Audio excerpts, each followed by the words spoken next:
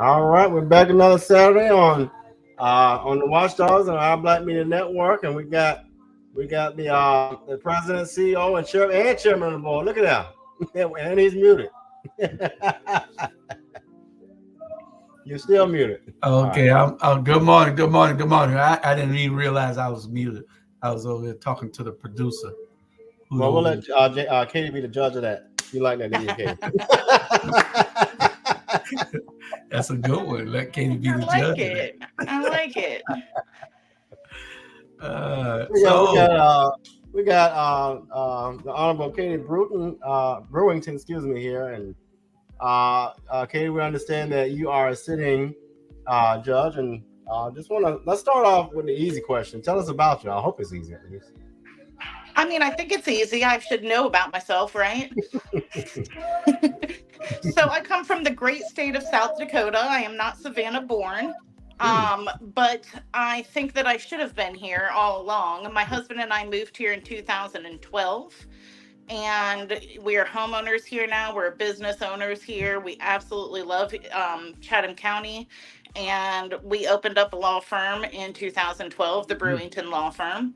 And I've primarily been doing criminal defense and well, I've done a little prosecuting, I've done a little criminal defense, I've done a little judging, done a little everything kind of in that realm.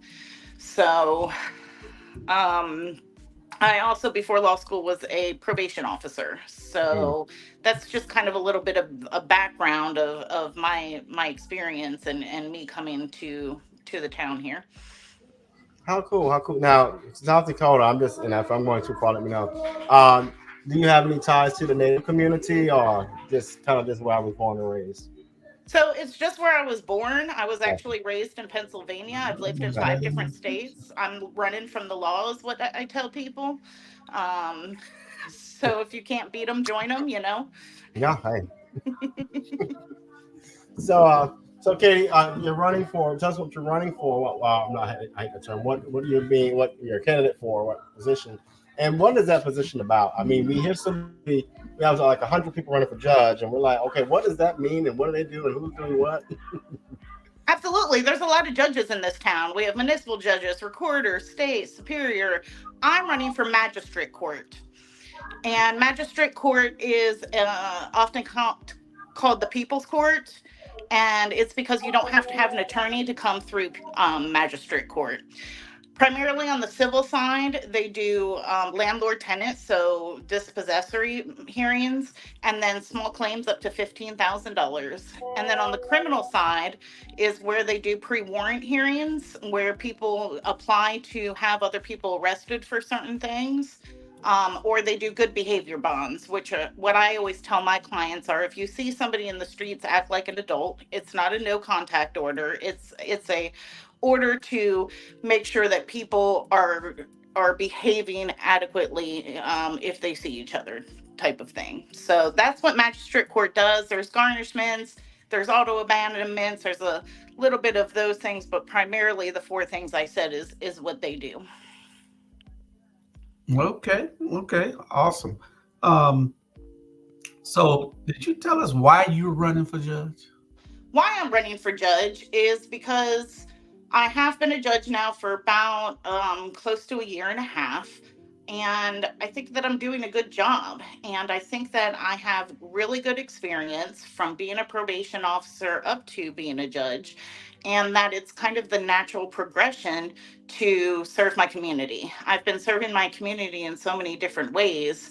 Um, Through criminal defense, especially, the main people that I have as clients are low income clients. I get them in two different ways. I get those clients because I have a contract with the city of Savannah to represent low income clients in magistrate court for those pre warrant hearings, and then I also take federal court appointments.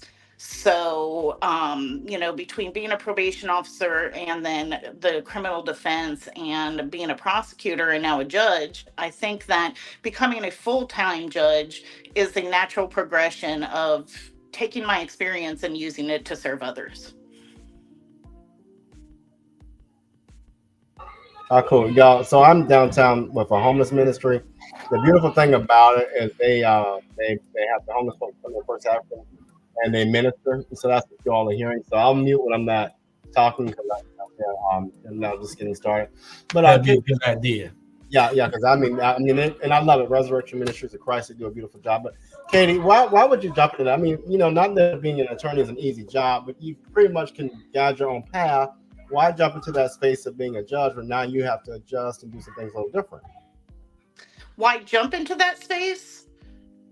Because why not? If you think you're the best candidate, and I do, then I think that it is, like I said, a way to serve my community. And if we're not here to put here to serve other people and to help other people, I don't know what we're here for. So I just think that, yeah, we can do anything. I mean, lawyers can make as much money as they want. Lawyers can work as much as they want. That's never been my career path. My career path has always been to have a work-life balance for myself, because I have to take care of myself in order to take care of other people, but then also continue to serve people. And so that's why I'm jumping in to try to become the next magistrate court judge. And I want to go ahead, Joe. So we know that you're not running for Superior Court or Recorder's Court. You're running for Magistrate Court, and it's different. These judge positions are different, but a lot of people don't see it that way. Mm-hmm. So a lot of people are looking at it as just being a judge, that you're the judge over anything that might happen to them, whether it's criminal, civil, or whatever. So I had a question that somebody asked on. We're on 8 different streaming platforms. We got 674 total, 675 total people watching now. And one of the streaming platforms I'm looking at said, how do you view the role of rehabilitation? So how do you view the role of the system rehabilitating someone? So I can speak to it, especially in federal court, because federal court has a statute that the judges are supposed to follow in order to find the appropriate sentence. Because in criminal law, you're not always just wanting to throw people away and, lock the key and then everything's going to be great and justice has been served. That's not the point. I think rehabilitation is one of the biggest reasons to have a judgment on people, is because it gives them a chance to do things and to prove to their community, to their people, to the judge and to the prosecutors and their attorney that they can be rehabilitated. Rehabilitation should be bigger than it is. I think a lot of judges view more, we should punish people, and that's all we're doing, and that's not what we're doing. That's not what we should be doing. We should always be looking to rehabilitate people, because that's the ultimate goal. For example, right now I sit in Pooler and Recorder's Court, and we do a lot of traffic. And when somebody comes in with a driving with a suspended license, my ultimate goal is just to get them to be a legal driver. I'm not trying to punish them. I'm not trying to, throw the book at them. My ultimate goal is, let's see what we can do to help you so you can get your license back. And then let's see what we can do about this ticket to ensure it doesn't re-suspend your license. So rehabilitation should be on the forefront of a judge's thinking at all times. Yeah, and Carlton just joined us, but I'm glad you said that's a segue to what I was going to ask a moment ago. I think, and I talk a lot about this. I think our criminal justice system and our legal system, our judicial system is way out of whack. It needs to be revised in so much as that what you just said. The system is no longer about rehabilitation. It's more about how much cash can we garner, how much can we get off of probation fines, how much money can we draw away from people, which then impacts our lower income communities. And I just have a major problem with that. The other part of that is, we've got to, in my opinion, as a nation, really look at the laws on the books. Why are we incarcerating people, right, for abuse of substance abuse instead of rehabilitating them? The only time we need to incarcerate folks is for violent crimes, rape, killings, armed robbery. But what are your thoughts about all of that? Because I think we really need at a legal, a federal and a local level, and even a state level, a real conversation about how do we advocate in reform of all of that stuff. Yeah, I mean, the one thing that I always have to do as a judge when I'm elected is that I have to follow the laws that are there, you know? And so I would love to change the system. We all want to come and change everything, but I can only do what I'm going to do out of my courtroom. And that is to keep that thought of rehabilitation in the forethought of what I'm doing, because especially, magistrate court has very quick repercussions. You come into court and you may be coming in the front door and leaving in the back door with the sheriffs and going to the jail. That's a very real repercussion. And all of my clients say, well, I don't want to go to jail. Well, of course you don't. I don't want you to go to jail either. Nobody wakes up and says, yes, I want to go to jail today, surprisingly. But you always have to be looking at that and making sure that you are doing everything that you can without representing that person, without legislating from the bench, without that type of thing, to just make sure that you're always looking at what can you do to help others rehabilitate and get on track. With dispossessories, my ultimate goal isn't going to be to kick out every person out of their home. I want people to do the right thing, and I want it to be fair from not only the landlords but also the people that are the renters. The process needs to be fair for both of them. We have our legal expert, Carlton Carr, joining us. Well, hello. I ain't gonna say legal expert. This is far from. But I read up a little. I had to read up on you before you came up on here. And I seen you done a lot, from Ludwig to Chatham County, from defense to solicitor. So you've been in there doing a lot hopefully doing a lot for the people, not doing a lot for the man. I think I am doing a lot for the people. Before you came on, I said that I've tailored my practice to make sure that I'm representing mostly low income clients. That doesn't make me the richest lawyer in town. I'm not going to be on the TV, and I'm not going to have billboards and all of those things representing low income people. I'm going to make a good living, don't get me wrong. But I think it's very important that somebody with experience that has the passion to help people should take cases, of disenfranchised people that can't hire their own attorney and need somebody to walk them through the process. So you do private practice. You do private practice too, correct? I'm in private practice. I work for the Brewington law firm. It's me. I answer the phones. I do the IT. I clean the bathroom. I do everything at the Brewington law firm. Um, I've always kept my practice small so I can do everything myself. And I have always tried to keep different types of revenue coming in. So I've done court appointed through the state system. I've done court appointed through the federal system. And I've had my contract with the city for magistrate court. And then now I sit on the bench in various courts. And so I'm in private practice, but I'm still serving underserved communities while in private practice. And sometimes it can get confusing for my clients because to them, I'm just their court appointed attorney. But I assure them if they wanted to give me $10,000, I would happily take it. Well, they'll probably get your full blown attention if they gave you $10,000. And that's the thing, Julius, is that's what clients say is, I wish that I could give you some money so you would do a better job on my case. And that's I can understand why people think that, because they didn't pick me, they didn't vet me, they didn't get to interview me and say that's the attorney that I want for me. They just got stuck with me.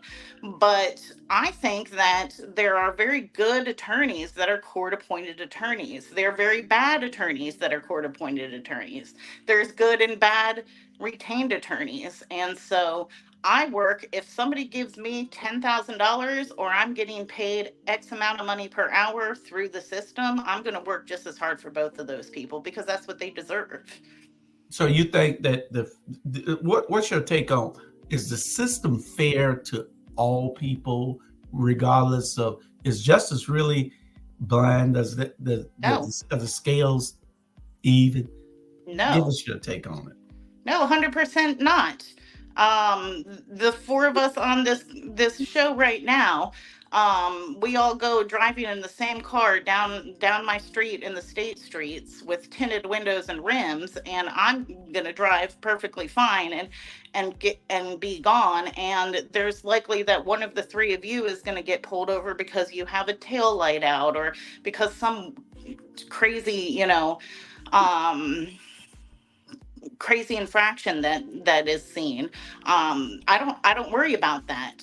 I It's 100% not equal. It's not fair to people, and that's where people like me can come in and say, you know what, I don't care what color you are, what race you are, what gender you are. I'm going to use the laws and I'm going to utilize everything that I can to make sure that justice is served for you. Because I'm your attorney, I can ensure that it's going to be as fair a system for you. I unfortunately can't make it a fair system for everybody. But as an elected official, I can touch a lot more people and I can create a courtroom that is more equal. And so it does give me a platform to do at least what I can do in the realm that I'm in to make it as equal as possible, because it's not. It's not, and anybody that says that it is either foolish or lying.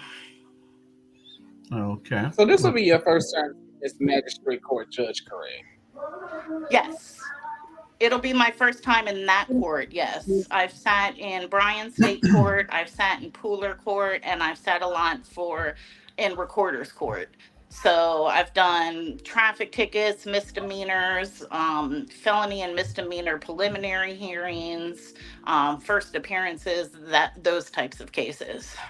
We've done bench trials, um, for smaller things here and there.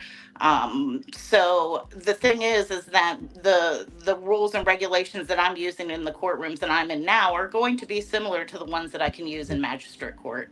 So my experience will make me ready to go on day one when I get into magistrate court, even though I haven't sat there before.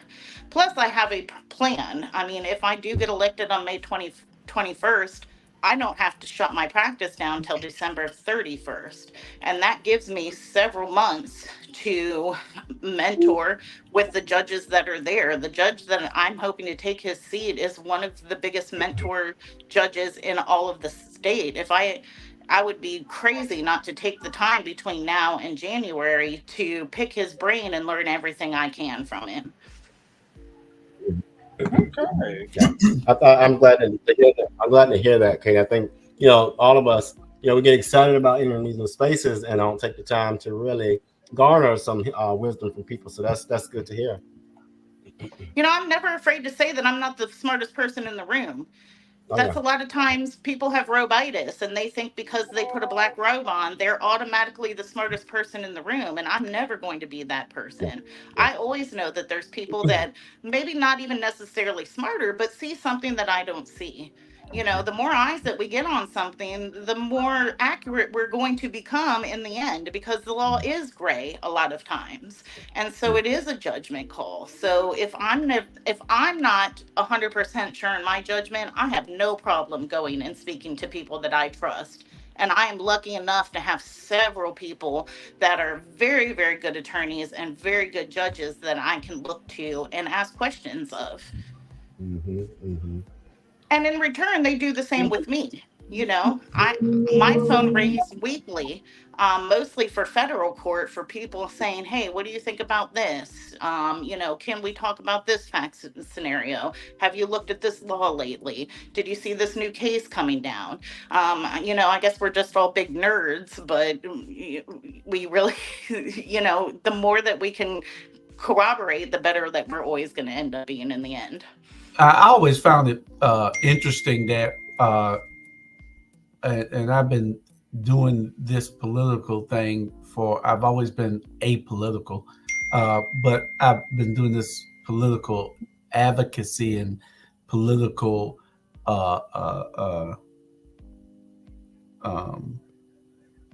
this political work as a consultant for over 9 years now.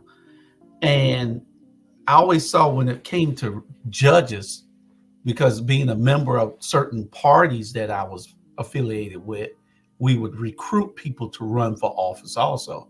Hey, you make a great person to run for office. You make a great, and we go out and recruit them, but we could never get lawyers to want to run against these judges. That's because y'all have to appear before them and y'all don't want to run against them and alienate them or something. So I think that's a little bit of it. It's very notorious in Chatham County that if you get elected and you get that I behind your name, that you are going to probably run up unopposed until you want to give up that seat.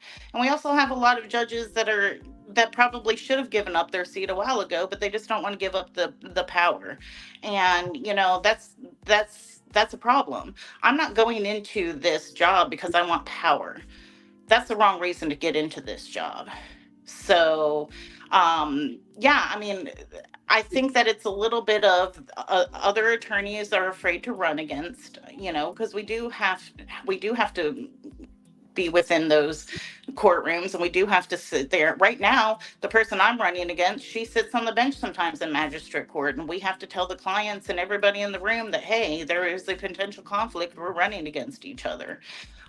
She's not an incumbent, neither am I. That's why we're running for this open seat. But I think that's a little bit of it, Julius. And I also think that there is kind of a protection among the judges that once you're in, you kind of protect your own, because if your seat isn't safe, then everybody else's seat isn't safe. But they only come out every 4 years like everybody else. You see a couple of judges everywhere, like Tammy Stokes, she's everywhere. Yes. I don't too much care for Lisa Colbert, but she goes a lot. Lisa's nice. Well, we're not gonna go leave Lisa alone. Leave Lisa alone. I like both judges, and you know what? I love Tammy. I say the two of them will show up to the opening of a paper bag. They Well, are very involved. Down to earth. Let me clarify. I helped Lisa Colbert the first time when she first got elected. I was everywhere for her. She got to follow a lot of campaign, but speaking for her. Always, me and my wife was everywhere doing things for her. But I like a judge that has a backbone. I like a judge that's not trying to do what she thinks. She ain't going to jail for you. What she thinks that I don't know. The politically correct thing. I want you to do what the law says. If there's an opportunity for someone to do something, or there's an opportunity for you to see the law and say, well, he might be right. Let me kick it up to the court so they can make a decision on it, because it's unclear. And I like a judge that has a backbone, that's not going to do what's politically correct, but what is correct, and in light most favorable to that person. If that person is not trying to violate the law, if that person is trying to do to better the situation, then do what's right, And you have that gray area. It's a gray area in there where you can find something against it and you can find something for it. Every time in law, that's how it works. So, and it ain't just plain and simple and cut and dry. Yeah, and you know that from practicing law. You're talking about loopholes. Loopholes exist. And I agree that the loopholes exist, and then sometimes you can kind of skirt a loophole, but you gotta be careful with that too, because with judges, as soon as Keisha gives a call to you, as soon as they look left, here comes WTLC with their foolishness. But do everything to help me when I come before you. That's all I ask. Yeah. You So, know, Katie, if you see him, I seem to be Katie, if you getting see him that a pull up, you lot, better run. Julius. That's so shady. That's so shady. The two What? things I get What's Katie is Carlton? I always get, well, if I Yeah, vote for wait. you, will you let me off if I'm in your Hell no. courtroom? And I say, you know what? The answer Right? is Hell I'm no. going to follow the law. hey, answer it right now, because you got 361 people watching on the regular Well, platform, Our Black Media Network. You got 300. Robert, sit still 1 second.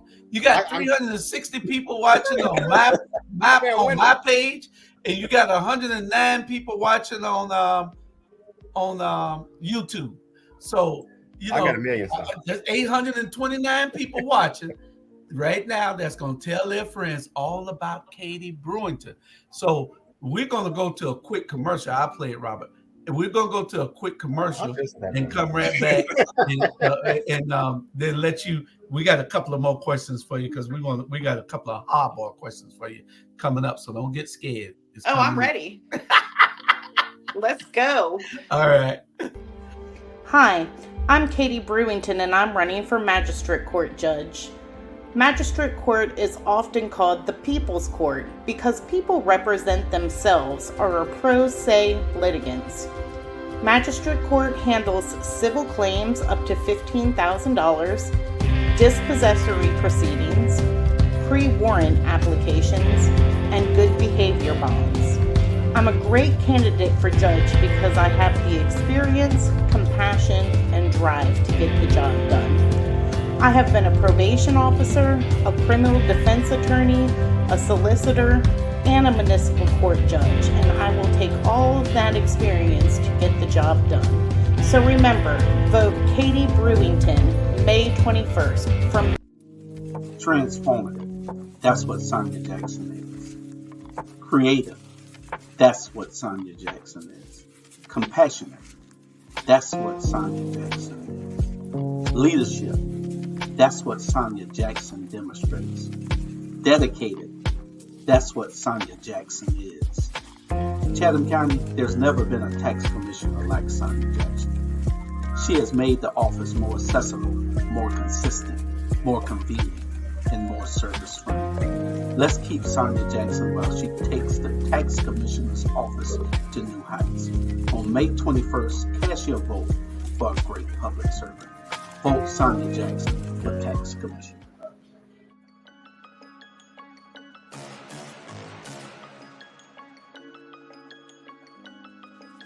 Hello, I'm Richard Coleman, and I'm running for the office of Sheriff of Chatham County. And when I'm elected, I promise to inspect what I expect. Chatham County, it's time for a change, and that change is me, Richard Coleman.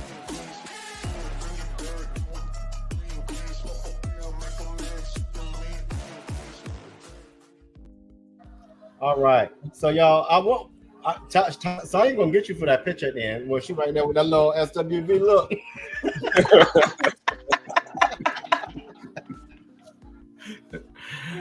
We back.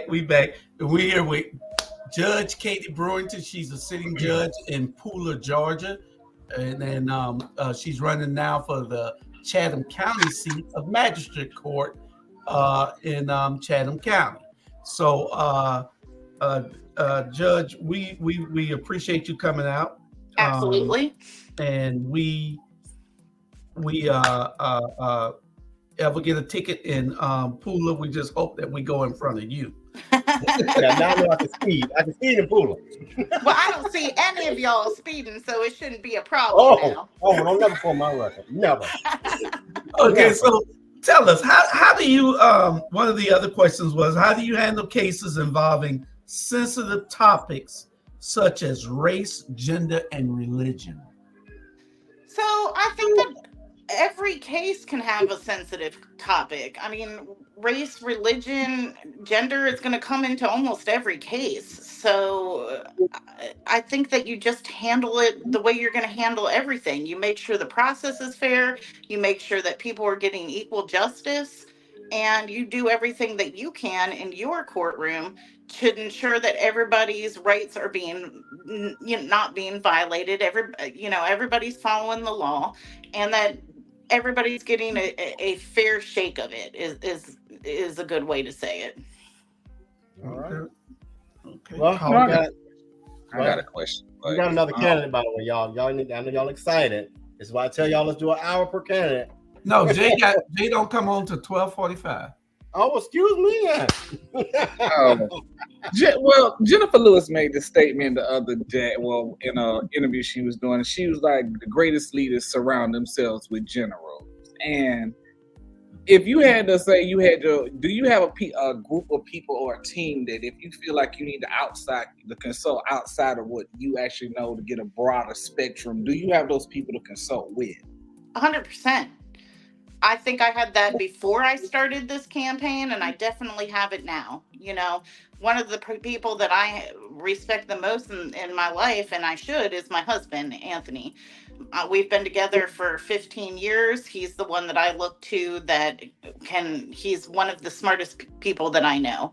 I have a lot of mentors and a lot of people within the legal community that I can look to for help. And then I have friends that are outside of the legal community, because sometimes you just need eyes to look at it that aren't critical and haven't been maybe a little jaded that day or something like that, and get some new eyes looking at it. So yeah, and I also believe that if you are lucky enough to have this community around you, then you need to reach your hand down and you need to help others up with you. One of the things that I have always tried to do, and my husband and I have maybe had a little disagreement about it, is I've always tried to help other attorneys maybe go out on their own and start their own practice, or start working in federal law, or start doing bigger cases than they're used to. And my husband always says, hey, you're training your competition. And I don't believe that. I think that I'm just helping train others that I wish I would have had that when I first came to town and I was a brand new baby attorney.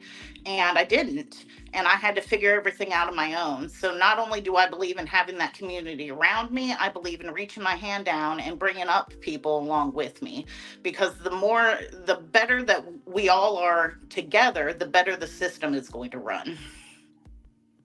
I thoroughly agree with you on that, because currently I serve as a bus driver for Chatham County, and the one thing that I always try and do is when I get as we said, the babies come in, I try and educate them and teach them the ways so that they learn and they grow and be the best people, so they'll stay and they'll love what they do.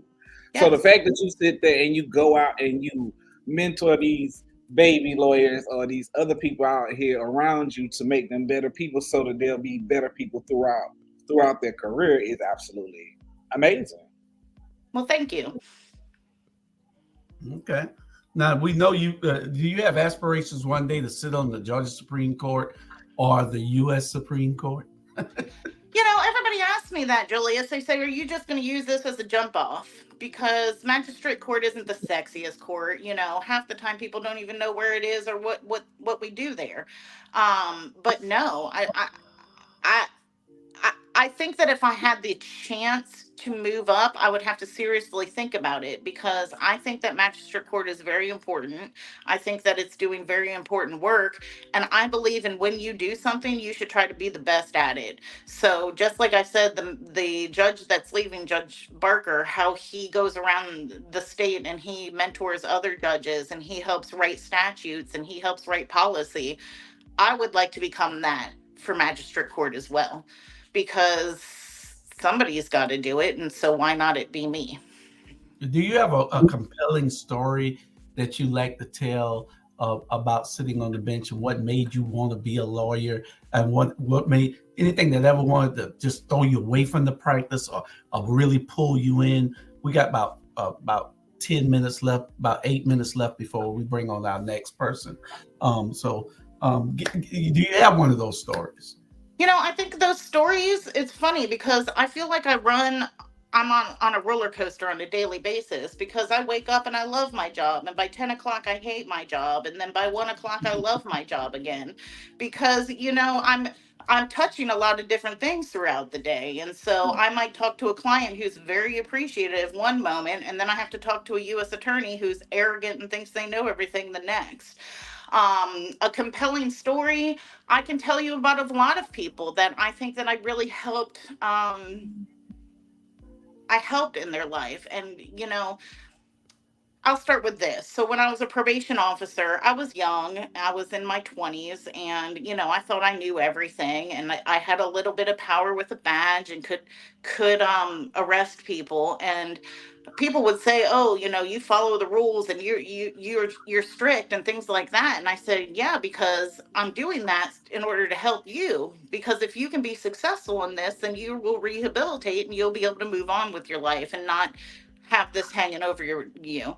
And so a couple times I had clients that were horrible to me. They treated me like crap, and the entire time just hated me for being their probation officer. And then they would call 6 months later. They would call a year later after they were off of my caseload, and they would say, "Thank you. You did exactly what I needed at that moment. I needed somebody to be hard on me. I needed somebody to make sure that I was following the rules because I wasn't going to do it myself."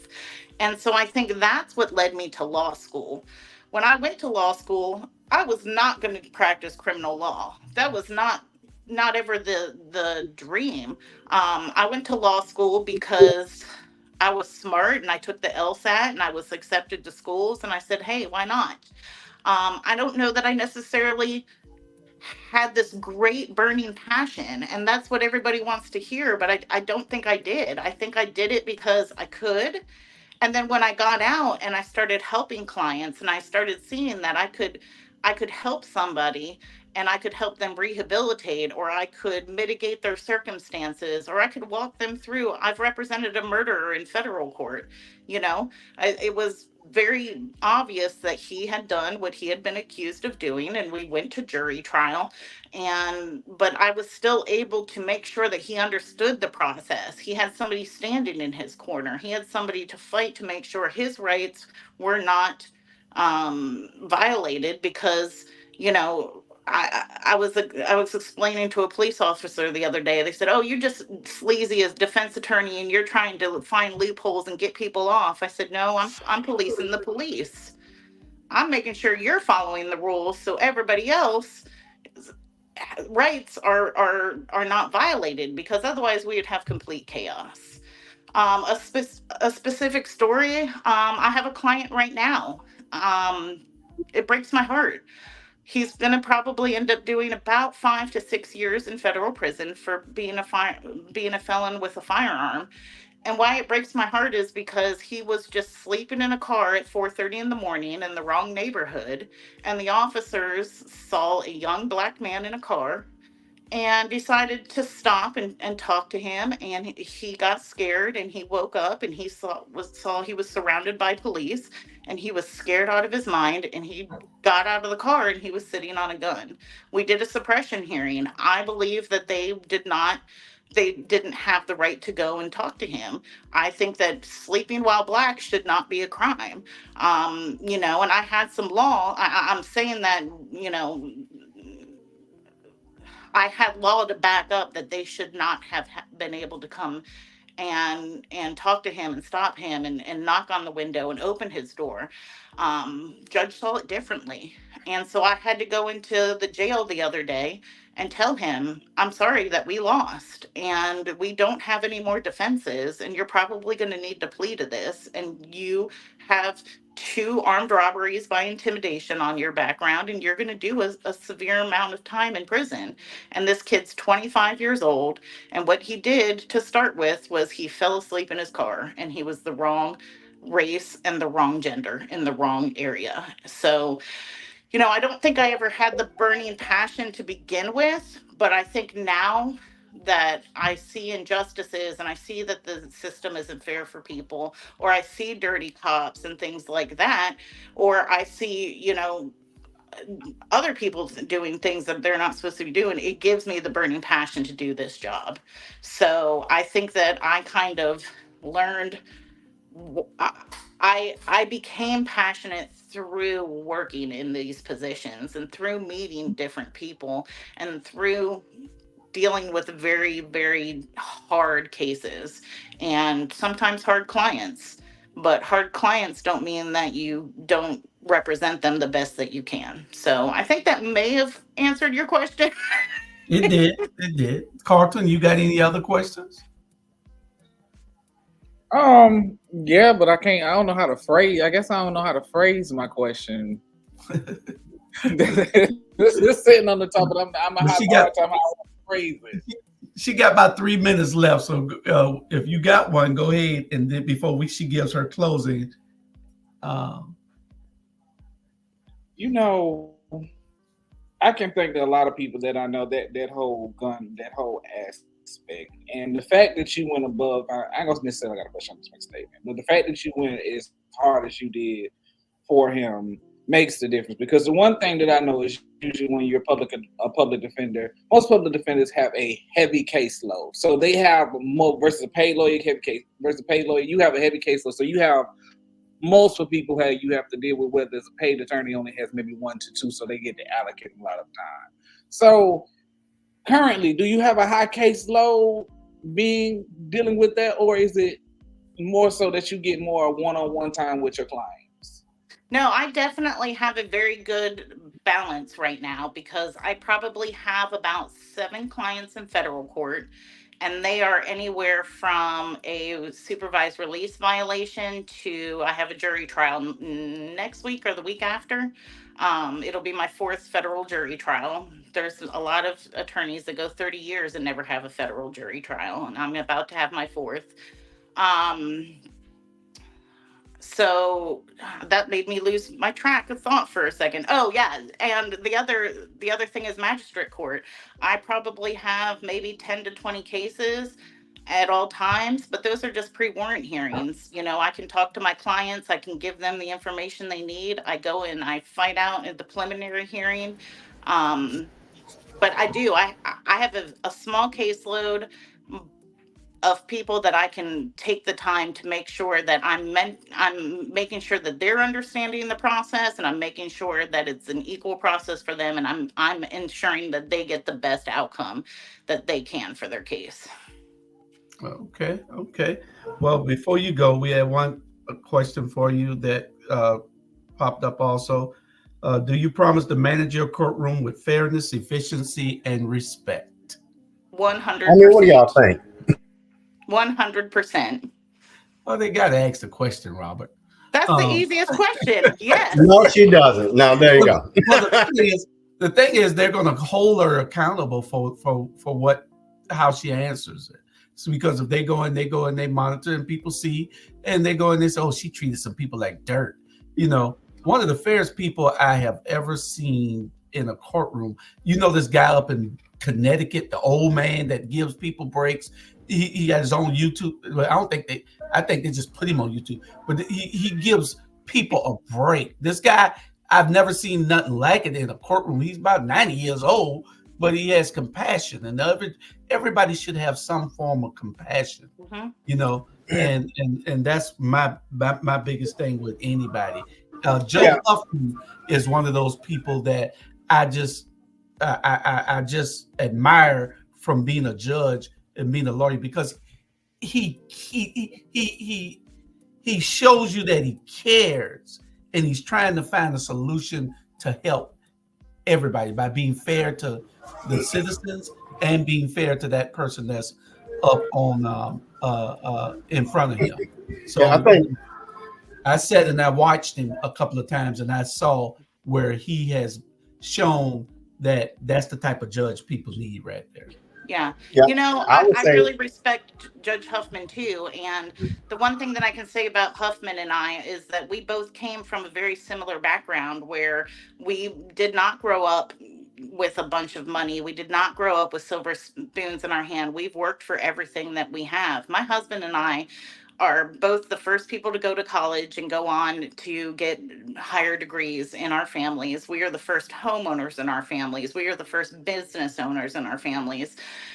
So I have 3 brothers. They've all gone to prison. I understand. I have seen it from my family. I've seen it from my husband's family. I understand there's instant repercussions. I understand that if you get arrested, that's not, a lot of people think, oh, you just go, you bond out, everything will be fine, you can take care of the charge later. Well, people lose their housing, they lose their job, they lose family members, they lose friends. If you don't always remember that, and always remember that there are repercussions for people, and have compassion, then you shouldn't be on the bench. Okay. Yeah, and I know you got to go because we're on time, but I'll give a shout out to Tammy Stokes. I'll never forget. I got in a traffic ticket. This is during COVID, and I was managing mom and dad, but I had to get that second COVID shot because we knew what that was about. When I went before her, she used real life experience. That's what I think a lot of people, they step into power and step out of real life. We all have issues, and I like the speed. It's no secret. I'm an aggressive driver, but at the same time, I had a reason for it. And then she understood. It was like, listen, you don't have a manual for life, but just be mindful. And so I just think you got a balance of being realistic with the law. But last statement is Katie, because these two won't be quiet. So your last statement. Last statement, is that what you said? Yes. 100% vote. Early voting starts April 29th, goes through May 17th. It's made so convenient. 3 weeks of early voting. Election day is May 21st. You can take FMLA time off. You can get out of work. Talk to your people. Understand that you get time to go and vote, and that it's important. And, I hope that I have given some information to make people think that I'm the right candidate, because I truly do believe that I'm the right candidate and the right person, and it's the right time for me to get this position. And so I appreciate you guys. I really appreciate being given this platform, and vote May 21st. I'll say K Brew for the 912. We're going to try the last. I like it. We're going to try the last week before election. That's probably that Saturday or the week before that, to have 5 or 6 judge candidates on, and we'll give you a call and see whether you can come and grace us with your presence and give your last plea to the voters out there to get out and vote. We'll be right back in a minute with ex-former Commissioner Jay Jones. And you took off so fast. Because you ain't gonna let Jay come on. Y'all know I'm just hold on. I'm showing you how this is really supposed to be done. That's what I'm doing. So what he been the last we'll be right back with former Commissioner Jay Jones. After this commercial, we'll be right back with former Commissioner Jay Jones, who's now running for School Board District 7. Ms. Brewington, we will bring her back 1 second. We appreciate you. We'll give you a call. Thank you for showing up. Thank y'all. Have a good day and a good weekend. All right. We'll be right back. Thank you,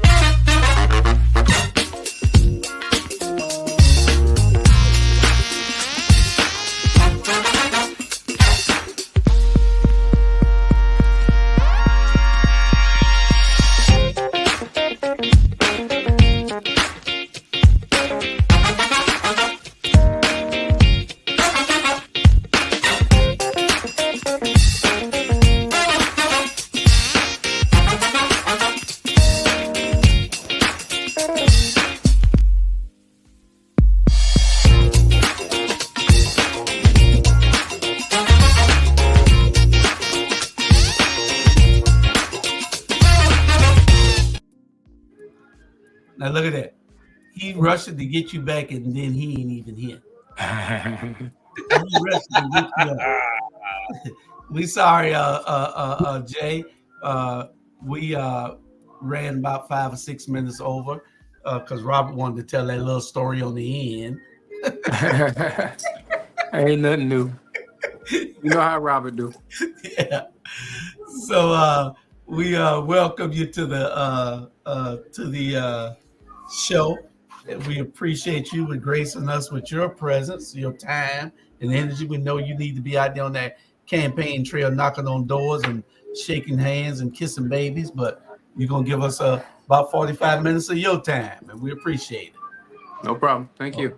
Okay. Tell us about yourself, where you grew up, schools you attended, your roots in Savannah, your wife and kids, the past and politics. Give us a few minutes and tell us about that before we get into all these hard questions Carlton got for you. Not a problem. First off, it's Frank Caprio. Frank Caprio out of Rhode Island. I watch him all the time. The judge up in Rhode Island, Yeah, who's always doing yeah, that. Frank yeah. Caprio. Very good judge. Very good man. I just want to make sure I hint that it's Frank Caprio. Yeah, he's a great. Jay, they tried to block your time. We're gonna reclaim your time. But they didn't already gave me all that stuff, and I was gonna say in the kind words of Maxine was, I'm gonna reclaim my time. I'm gonna make sure I reclaim my time.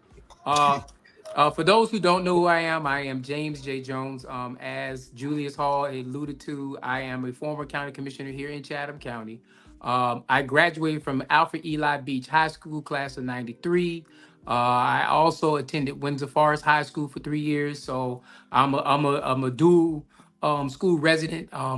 Tompkins wasn't around. If Tompkins was around, I probably would have went to Tompkins too. And my mother wanted me to go to Groves, but I just couldn't do Groves. So I'm born and raised here. All 12 years of my schooling is right here in Chatham County. I went to Shaw University in Raleigh, North Carolina on a full scholarship ride. I went for environmental science and chemistry. I was there I'm back in the late 90s, got my degree, came back home, did 1 year here, did not like Savannah, moved back away, moved to Atlanta, moved to New York, moved to Texas, moved back to North Carolina. Parents got sick, came back to Savannah one more time, and I've been here since 2013. And so, 2008, and I stopped working in 2013. But all in all, I love my hometown. I love where I'm from.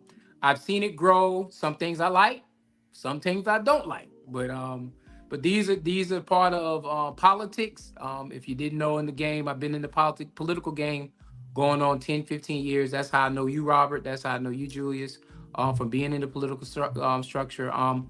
Watching the chemistry of our environment change so drastically is very, very eye-opening to me. That's why I said, hey, man, I'm going to run for school board because, number one, as everybody who doesn't know, I got a child in the school system, Johannes Jones, better known as Botanical Boy, and making sure that his schooling is done right is very important to me. I got the first hint of that at Hurd Elementary School, and we're getting ready to go to STEAM Academy, old Bartlett Bartlett Middle School, as we know it and grew up as.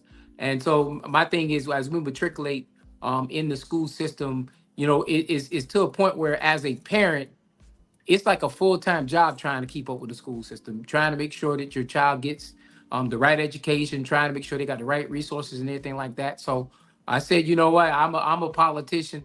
I've been in the political game for a while. Why not try my hand at doing something with the school board?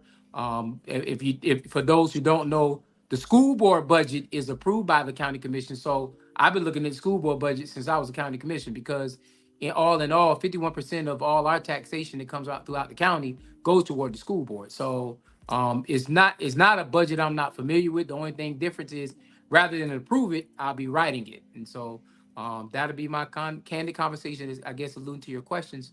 And so I'm waiting. I appreciate you giving me the opportunity to be on here platform, working through my schedule, and I'm all ears and all answers. I want to answer Ivan. I'm out here doing homeless ministry, so don't come for me right now. I'm trying but Jay, you've been in this a while. What are 3 things that you would advocate for when elected to that role, as far as being a representative for overall school system? Well, other than taking care of the homeless who ain't really homeless, that was towards you, Robert. 3 things I would advocate for, and I've been that's probably been the starch question that's been asked.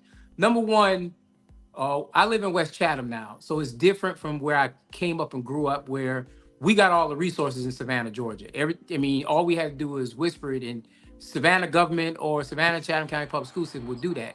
Living in Pooler, you have what you call community schools, which you have in Savannah, but the specialty programs are all in the heart of Savannah, Georgia, and they have not done anything to kind of create a morph or a silo for that kind of situation to actually exist for not just Chatham County, not just for Pooler, but for Fort Wentworth, Bloomingdale, Garden City, all those schools. Now, Garden City gets it because they're right next to Savannah, but the rest of our little, our little niches out here, and what used to be considered the country growing up, um, they don't have those opportunities to have those magnet programs and all those other things like that without having to travel in town. And so that becomes problematic because, as you all know, the busing situation has been a problem going on what almost 5 years now. So if my child wants to participate in a specialty program in town, I got to drive them in town. Now, mind you, there are loopholes to the game. You know, I can go ahead and sign my child up to be a sped student and take advantage of all the resources and everything like that. But it shouldn't be I have to find the loopholes in order to get those resources. Those resources should be available to me. If my child wants to be an engineer and he should be able to go to Jenkins, and it should be a busing situation where he goes to Jenkins, or vice versa. If somebody in Savannah wants to go out here and we want to create those systems out here in New Hampstead, or the schools that actually are provided out here, the same accord should be available. So I think the first thing is, it's a two part answer to that. First one is, transportation. We need to really take a deep dive at transportation, the transportation model, and make sure it's effective and working for all our kids and not just some of our kids. The other piece is the Title I dollars. We need to make sure those Title I dollars are being used effectively in those environments where they should be. I think, we have a situation where we have some schools who collect Title I dollars, but those Title I programs aren't really building the best we can possibly get at those kids. And so having a real true evaluation of how the Title I dollars work, sped dollars work, and all those kind of different programs work is very, very important for us. And the last thing is a shakeup on the budget. And I know that's the question y'all gonna probably ask me, but a shakeup on the budget. We have a new superintendent. We've had Ann Levesque going on 5-10 years. Before that, you had Lockamy, and you've had all these superintendents. But Robert, I can say this for you. Me and you were in school systems. There was a sign when you came into Savannah, Georgia, that said we were one of the number one rated schools in the country. Not just in Georgia, but in the country. At one point in time, Chatham County used to be a trademark for schools within the confines of not just Georgia, but for the country. We can get back to that. But only way we can get back to that is we got to get politics out of the education system, and we got to get leadership who actually going to work for the kids and not for economics. Well, it's funny you talk about transportation. Our new co-host, who's a younger brother who I'm trying to, train and bring up through the ranks of this podcast, Carlton, is actually, I hope I didn't out him, but is also in that space of being a transportation specialist here. So, Carlton, let me turn on you because I'm sure you got a few questions to kind of provide. Everybody's favorite question is always, we want our kids to be bused from here to there. We want our kids to be bused from here to there. But when it comes down to it, like right now, we're currently in the process of doing the mileage report of how many miles we actually travel from route to route. When it came to those busing kids from West Chatham all the way from Port Wentworth, way out to the Chatham County line to, as you say, the STEAM schools, but it's a cost. And the fact of the matter is, y'all don't have nobody in Chatham County has the retention to keep bus drivers here. There's not enough money in transportation. No, let me say it like that. Transportation has a huge budget, but the money that the bus drivers should make, they don't make. Because the one thing that people have to realize, they don't work all year. They only get paid for a certain amount of hours. So during the summertime, they're not getting paid. Me, I'm an 8-hour. Others are 5. The rest, most everybody who drives, when they come in, they're 5 hours. You also have to remember, you say they might be advertising they starting at $18. But at the fact of the matter, you got to take part of that money to pay them during the summertime. They only going to get a course of maybe $15 an hour. So you telling me you're going to come in. So what's your solution for that? Because that's the main thing. When anybody comes into a job, they're going to look at the money. Well, Carlton, understand this. I'm not just coming up here just running my conversation on this piece right here. Number one, I sat on this CAT board for 4 or 5 years. I've also talked with the unions as far as the busing is concerned, and I've also dealt with what goes on in Liberty County and all these other places. Carlton, the first piece that we have to recognize is this: each child brings in a certain dollar amount into the school system. If they're a SPED student, they bring even more money into the school system. If they're Title I, they bring in more money into the school system. And so each child is already bringing the school system, bringing $1 and anything like that. Now, if we're not starting to work toward doing that, we'll lose those dollars anyway, because you know what? They've already put in the legislature as far as the state house is concerned, where they're getting ready to propose where every child, that $6,500 or that $14,000 or whatever that threshold number is, it's going to be available for private schools and everybody else to be able to do it. And they're going to find a solution to do it. Now we can talk about the pay rates and all that stuff like that. We can talk about privatizing the school transportation system. But and Charles, the other thing is, I understand that the county plays a part in this conversation, and municipalities play a part in the situation because we got jacked up traffic coming in and out of routes coming. That's going to cause a time schedule with those kids as well. So you're going to, and it's no different than the problem when you go to a restaurant in Chatham County and they don't have a cook, or they shut the doors, they got the doors locked because people ain't coming to work and this and the third.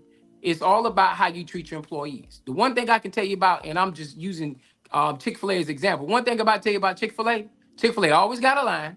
They always take care of their employees, and they always polite. They always take care of business. What is the model that Chick-fil-A is doing that nobody else is doing? What is the model that those things are successful doing that nobody else is doing?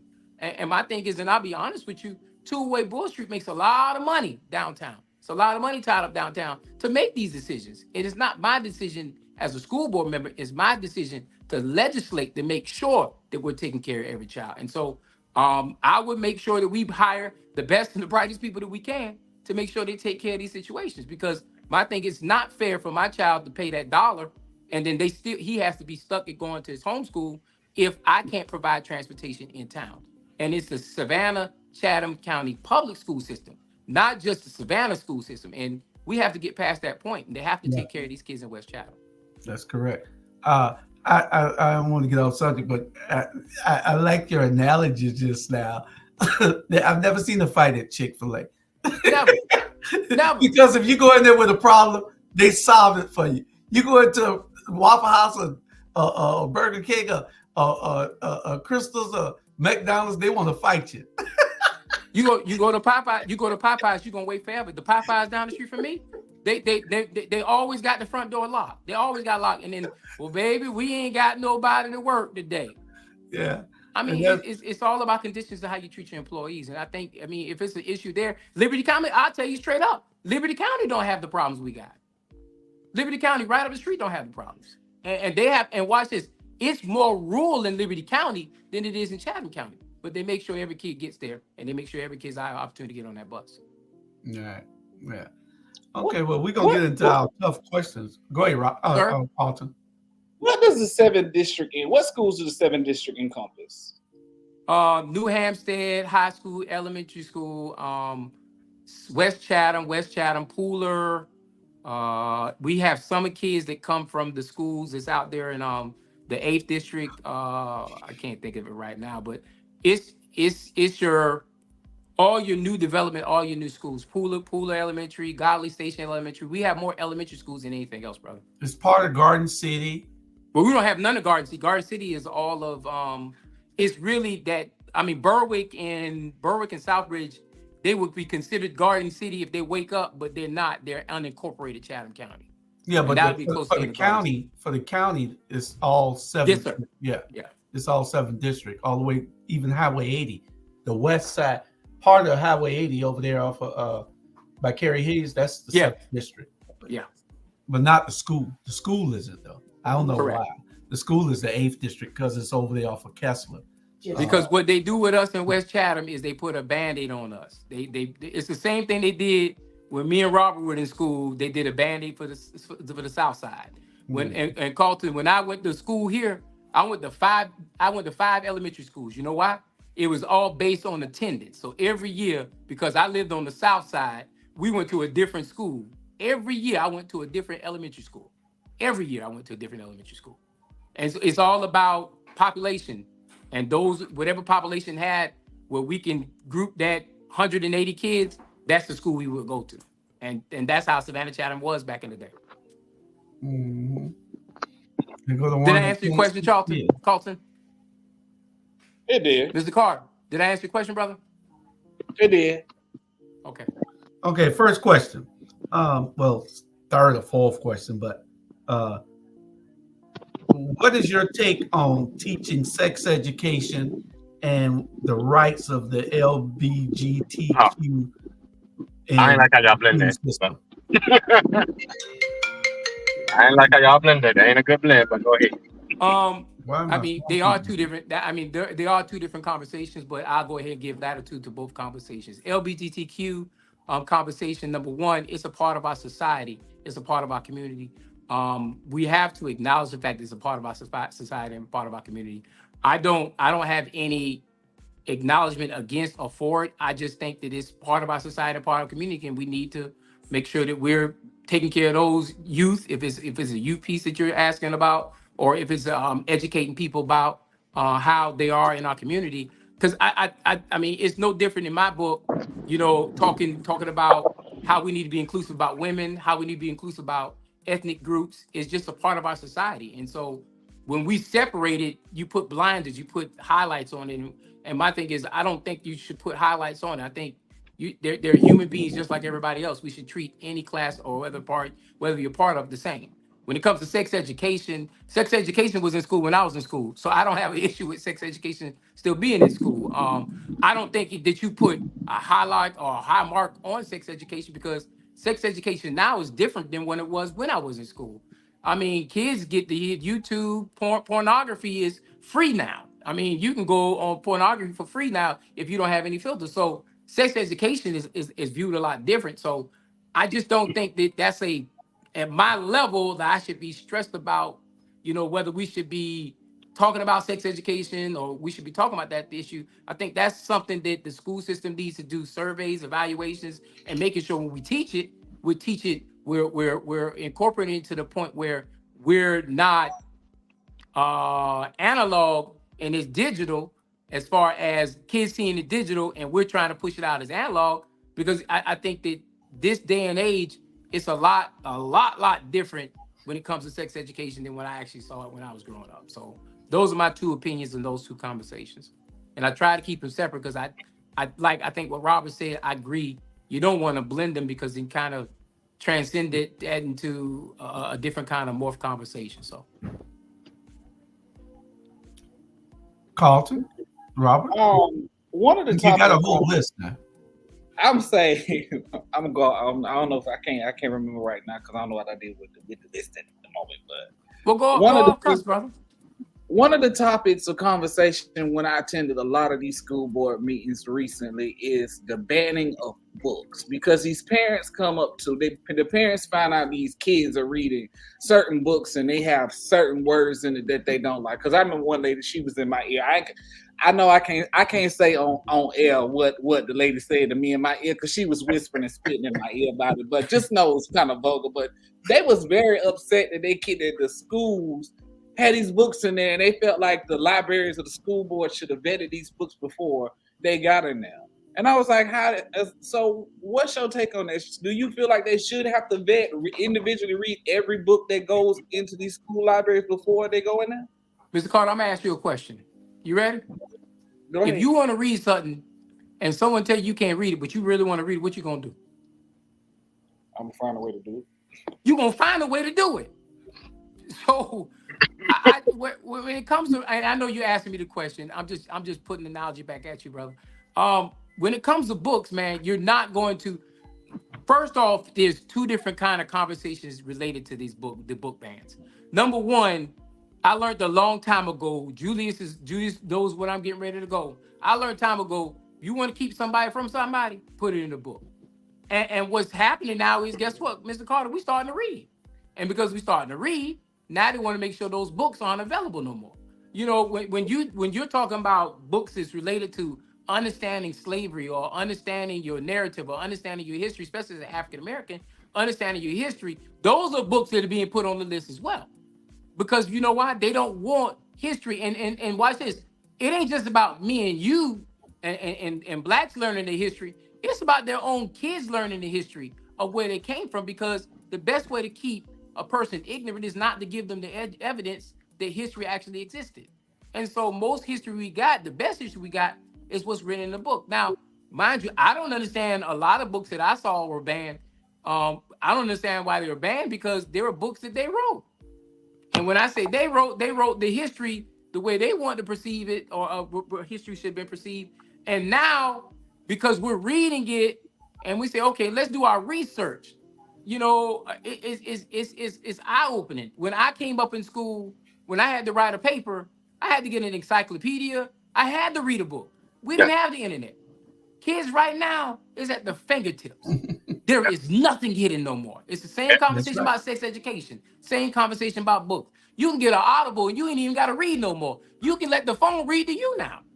Technology has come so advanced that my thing about conversations about what books are available to read and what books aren't available to read, kids ain't reading the actual natural book anymore anyway.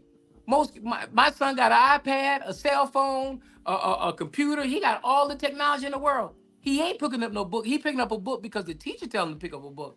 But if it's a book he wants to read, he downloads it, he gets it, and he reads it. So you can't keep subject matter from kids being able to read. I think we got to concentrate on the books, and what books we really want to focus on are those books that are history books that tell you about your history, tell you about your story, tell you where you come from, tell you where you need to go so you don't make the same mistakes your ancestors did. I think those are the books we need to concentrate on. But putting a full ban on books, and my thing is, there are certain times in the county commission, I just did not entertain those conversations. That's the conversation I'm going to entertain because I know kids are going to find a way to get to whatever narrative they want to learn, and they're going to learn it. So well, you know those the wacky ones, they're going to come there protesting and acting a fool. You got one I'm running for state rep now, I think. Yes, she is. But they had to tote her out one time on the police. Yes, they did. Her out one of the other meetings of the Board of Election meeting. Board of Elections meeting. But you got a whole group of these fools. The guy that ride around with the flag. Yeah, he blocked up the road yesterday. On Yes, sir. I love it. You got a lot of wacky people, and it's not just happening here in Chatham County. You got these wackos all over the country talking about banning books because it has sex in it. And like you said, you can get that's called insecurities. People are insecure about the things that they want to do, they can't do. So that's what that's about. Let's just be very wacky. They just scared to do what they want to do. I think that it's not only that, Robert. I think that they just want to complain. It's a certain element out there that just wants to complain. They don't want to find nothing right in anything that is being done. So they started with the school boards, trying to get the school boards to see how it works with the protesting and showing up and acting a fool. And it didn't work. It ain't working except in the redneck parts of the country. Well, let me slide this question to you because it's so ironic. I was just passing by the young brothers. You know, we have young brothers here in Savannah that don't sell their water, so on the corners. But it's no secret that our nation and our country and different school districts, including ours, have been disproportionately unfair to Black males. What can we do, or what would you advocate for to direct funding or resources or whatever for making sure that we have some type of specialized spotlight to support our African American brothers, more so in our inner city areas and our lower income spaces? I think there's efforts already being done. I know for a fact, it's kind of hard going into schools. We did during the Christmas holidays. Johannes donated paper. We did donate paper to 25 schools. When we do that, the first thing that's always asked is, can you come in and start a mentoring program? And when we look at and we look at the numbers, they used to talk about how Black males are not involved in the parent household like they used to and all that stuff like that. And then we're starting to even pull back and look at research. It's not as bad as they make it out to be as far as Black males being involved in the household. I think the biggest thing what we can do is we need to, I know in the 7th district, understanding PTAs and making sure PTA involvement is very, very, very important.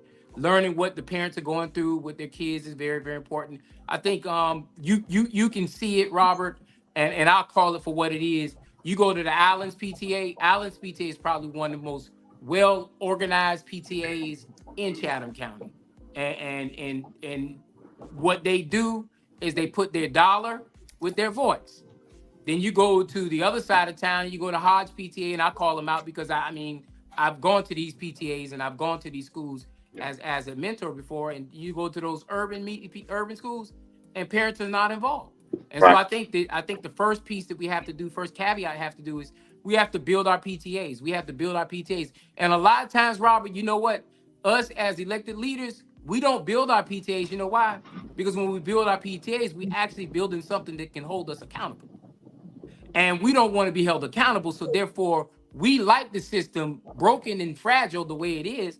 And my thing is the PTA system is probably one of the strongest systems, if done correctly, can fix a lot of these problems, a lot of these struggles we have in our school system, because it can challenge our leaders to step up to the bank and do what needs to be done. And so reinforcing that conversation with the PTAs is probably one of the strongest conversations I have, making sure that the schools have the resources, and look at what the resources they didn't have the year before, and look at what resources we need to provide for the next year. And that's a budgetary conversation. Like, for example, I hate the fact that when we look at schools, we look at a Godly Station, and we look at a Hodge.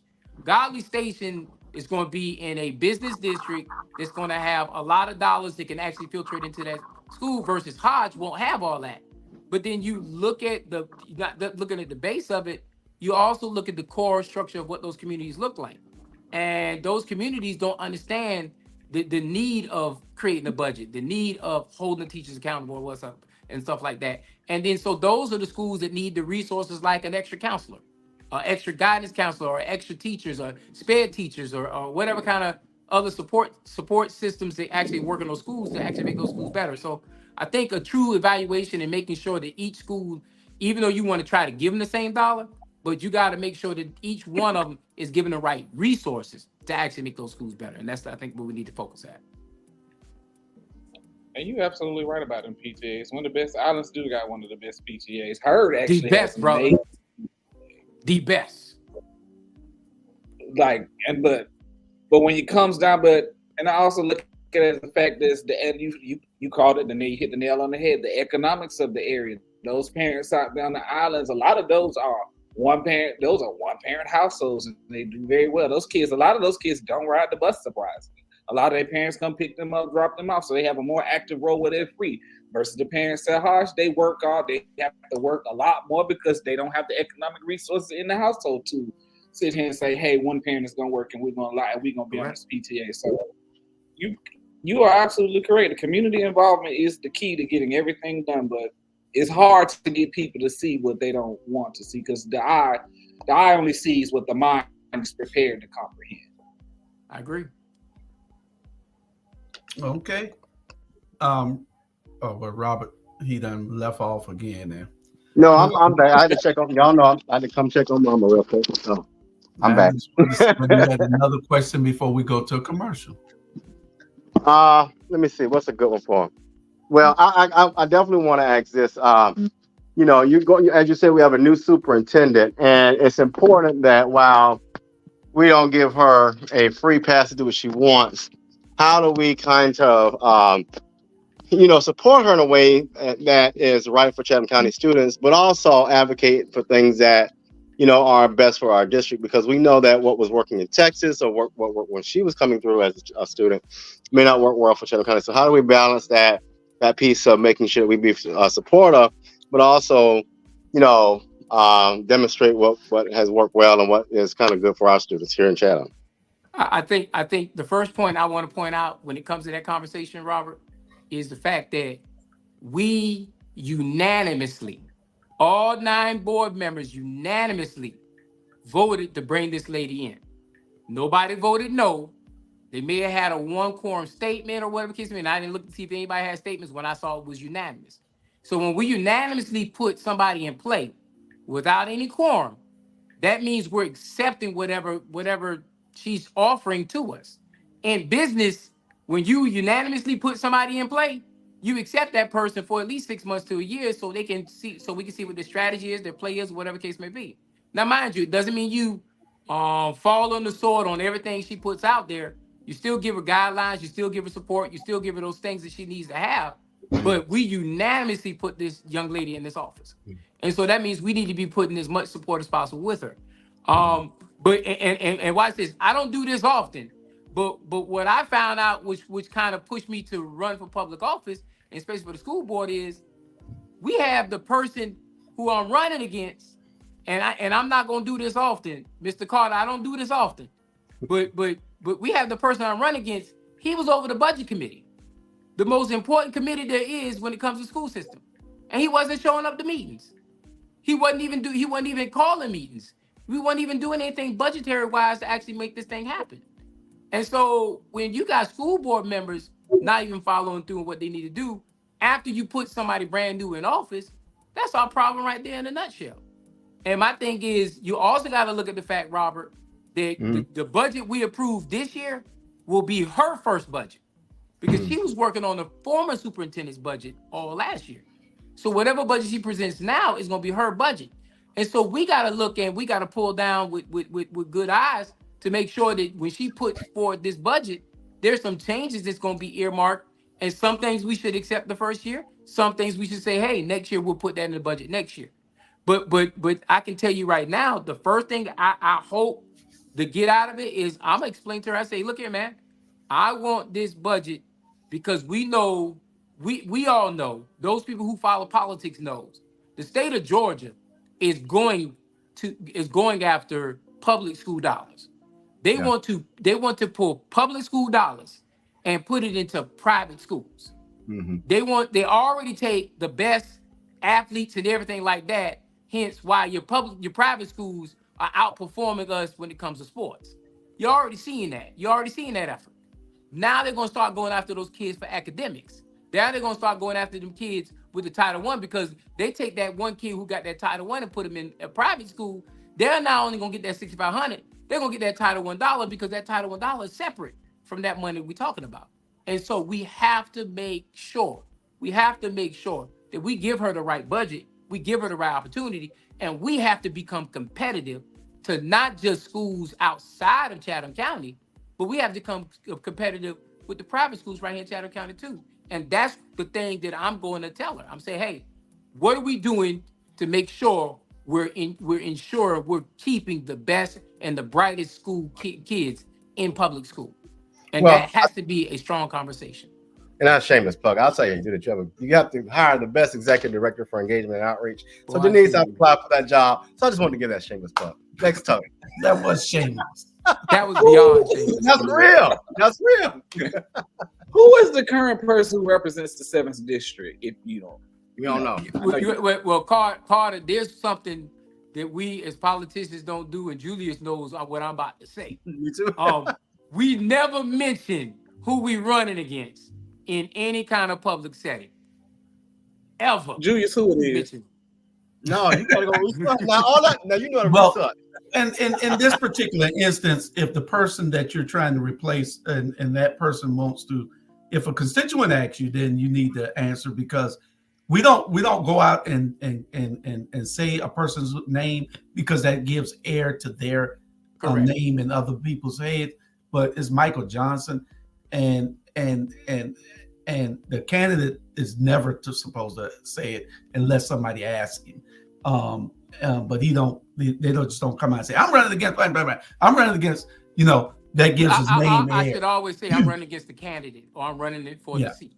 And what you want to do, Mr. Carter, just like you looked up, 90% of the people in the 7th district, when I mentioned who I'm running against, they did that same look you just gave. Nobody knows who he is. Yeah, because I know who he is. I actually do know who you're talking about. I had to put a face on the name real quick though. But I know who you're talking about. I got you, brother. I got you, brother. I got you. I'm sorry. I got you. Yeah. And so but you right. Yeah. Why you got that grandma look? He got that grandma like, yeah, baby, you right. and because at certain times you have to be able to put yourself against their policies, how you put, that's one of the questions. What will be the difference between how you govern and that of your opponent? Mm-hmm. That's a good one. I mean, and I can answer that question without ever saying his name, but how I govern different than him, he's already proved, like I stated earlier, he was given the opportunity to be over a committee, one of the largest committees and what I'm saying is public knowledge. He was over the budget committee. He absolutely positively did nothing with the budget committee. And my thing is that budget committee steers how we use dollars and transition dollars, whether we need to come up with new budgetary items, we need to remove budgetary items, we need to enhance budgetary items. All that comes from the budget committee. And so my thing is that's one of those committees that's a very, very important committee. Policy wise, I'm a policymaker. I'm a person who understands policy. I'm a person who understands how you manipulate policy. Coming from my seat is a little harder because I don't have Savannah at interest, and Savannah has 4 policymakers on the board. So those 4 people are always going to be Savannah driven, where I am going to be Pooler driven, where I'm going to be West Chatham driven. So my conversation has to be with the 8th district. My conversation has to be with the 6th district. My conversation is going to have to be with the 5th district, and make amends with those 4 people to actually move policy. I've done it before. It's not something I have not done before. So it comes a question of, you know, I mean, when you get in the seat, how do you maneuver policy? Sometimes and I can speak on it now, you know, with the library, Southwest Library. I wanted to make moves with the Southwest Library and make it where we got more activity or extended hours at Southwest Library. If I would have made it a public conversation and being the chair, being the commissioner of the South Side, I wouldn't have got no support. But because I had a conversation with the library, then I had a conversation with the county manager, and I had a conversation with everybody else, it got done. And it didn't require me to make a public conversation about it. Now, Carter, nobody knows about that, but you know what? It got done. You know who does know about it? The people at Southwest Library, because guess what? The hours that closed later than what it was before. And what caused the problem was policy the library had, where they had issues where somebody stole some money from the library, and you know ultimately got punished? The kids. The kids got ultimately punished because the library used to close at 8, 9 o'clock, but because they had to make up the shortfall of money they lost many years ago, the best way to do that was to cut the time on the hours on the library and save money on employee and staff.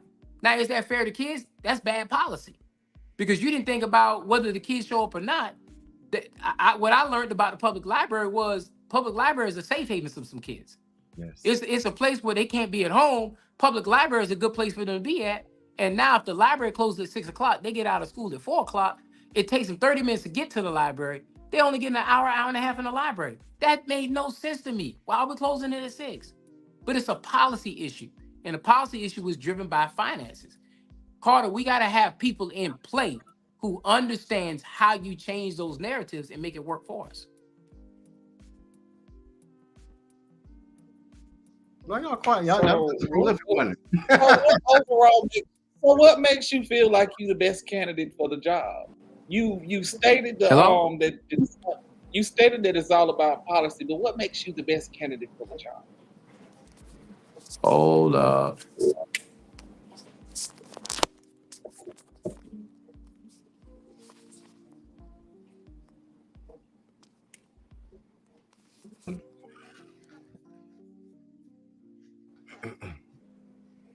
I got you.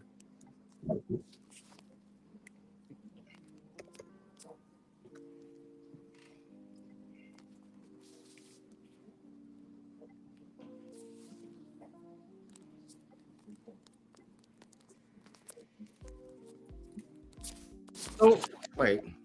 There you go. Okay, I was like, what just happened? I got a phone call. I'm about to say, did Putin come after us too? Like he did that cargo ship? My fault. I'm back on, y'all.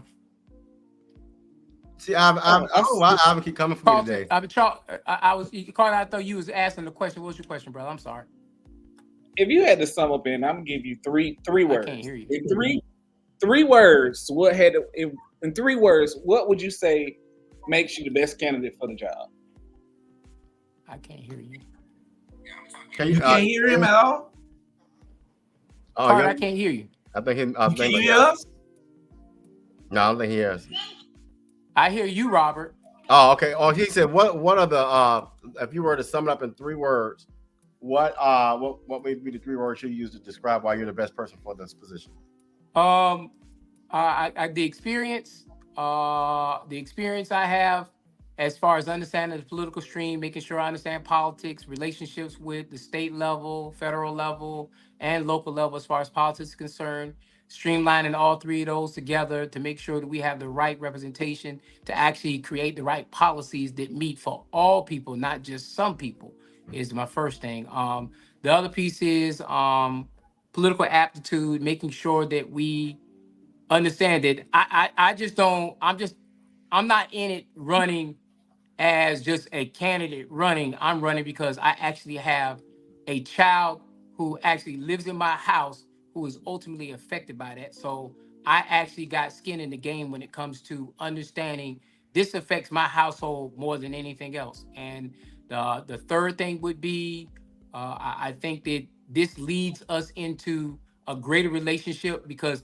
I bring experience from the county once again, who's the group of people who approves the budget. Now I become the person who makes the budget that's approved by the county. So I've already seen the tail end of what the budget looks like. Now I can see what the root of the cause looks like. And this is a great time because you got a new superintendent. You have a lot of new people that are going to be downtown going into after June 1st when the new contracts are issued.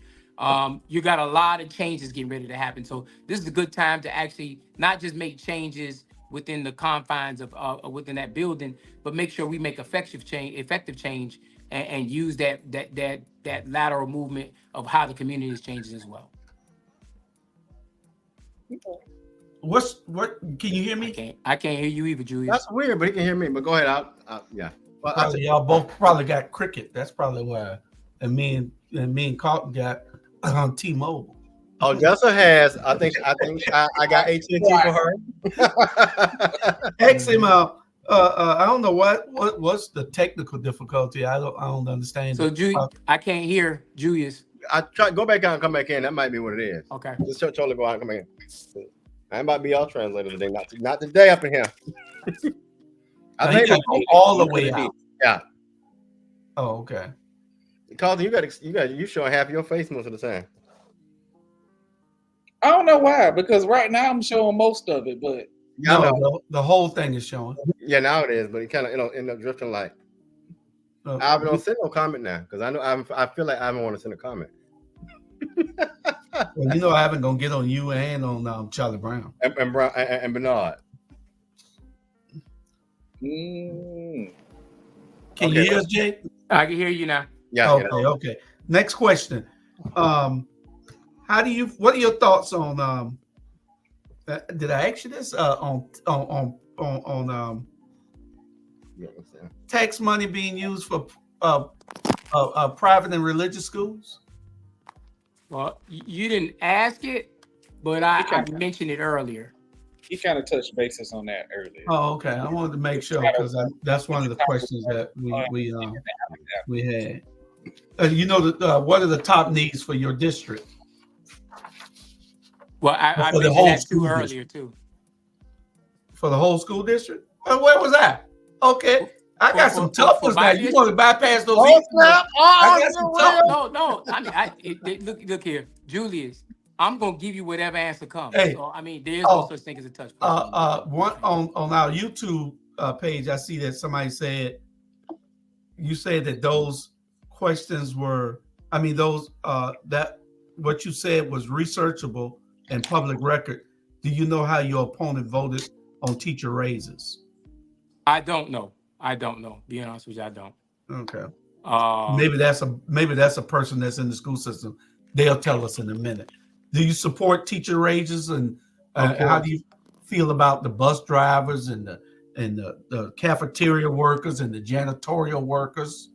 Well, number one, my mother was an English teacher in Savannah Chatham public school system for 27 years. So I don't think there's enough money we can ever make or give to a teacher. So of course I do believe in giving raises. I think when we look at the structure of schools, as far as how we put teachers in certain schools, it needs to be a merit-based situation tied to that as well.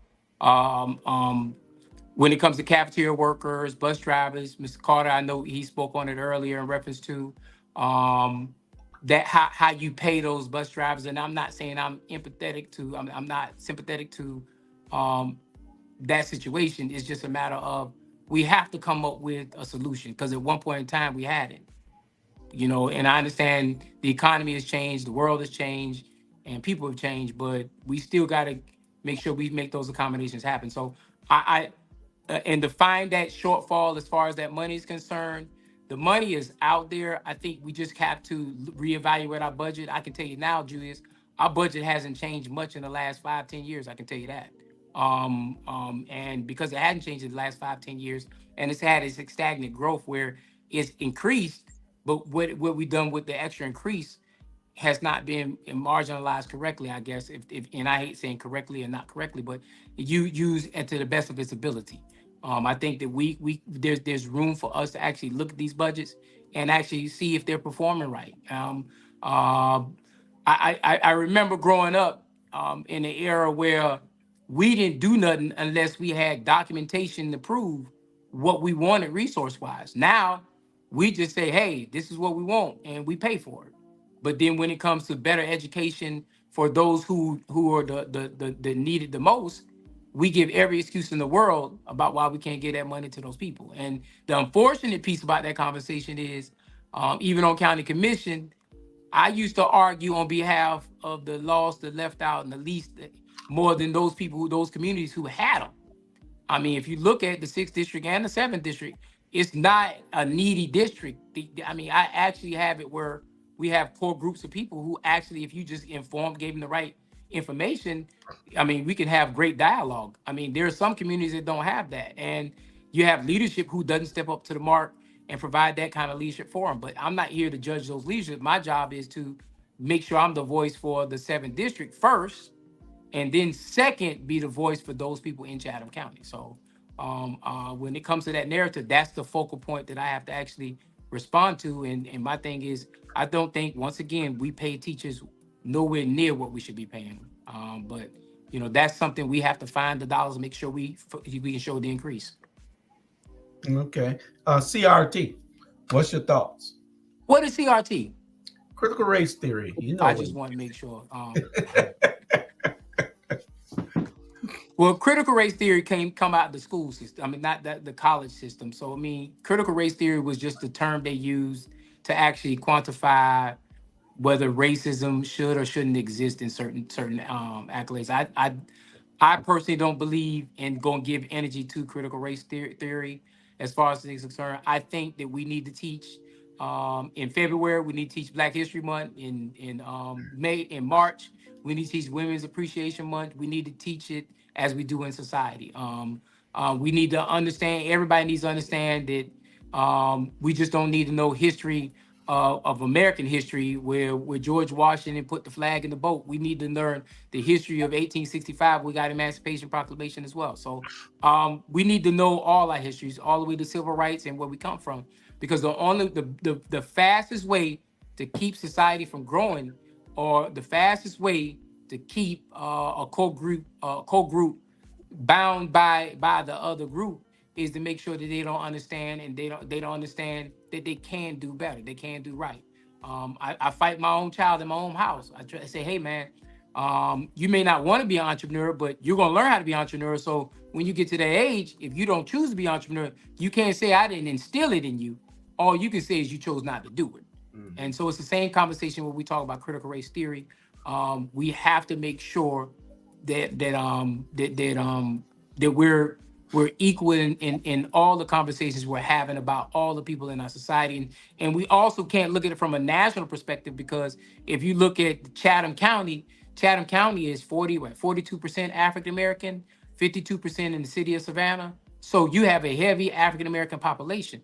So you should be teaching what issues are related to African Americans in this community, because this is the community you're growing up in. This is the community you're gonna live in. So you should actually learn those kind of topics, those kind of subjects. So, and that's my conversation when it comes to critical race theory.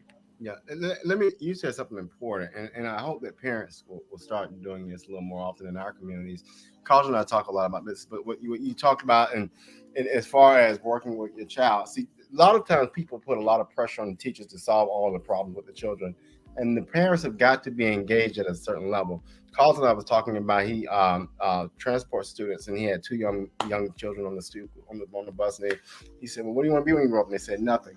And all of us on here come from a pretty decent, privileged background, and especially, I have, just like Jay. I mean, our dads worked together. Both our parents were teachers, and so, I come from a home that, I didn't have a choice but to understand what path to kind of follow. But I just wish that we could find a way to engage parents. I mean, I understand the plights that the students face, but I just hope that one day the parents, and it's not about no fault. We had babies having babies at one point, right? So they don't understand the value or the importance of you're participating not only to get your child in a good place, but for you to have the information to impact policy.